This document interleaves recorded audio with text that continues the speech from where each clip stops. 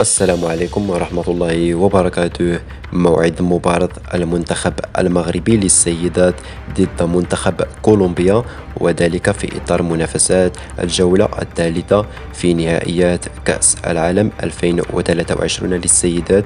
وكذلك القناة الناقلة للمباراة سيواجه المنتخب المغربي للسيدات في آخر مبارياتهن في دور مجموعات كأس العالم، وذلك بملاقاة منتخب كولومبيا يوم الخميس 3 غشت 2023.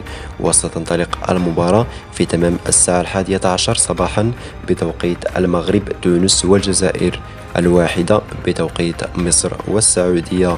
أما بالنسبة للقنوات الناقلة للمباراة، فمن المنتظر أن تنقل المباراة عبر قناة الرياضية المغربية وكذلك قنوات بي إن سبورتس القطرية.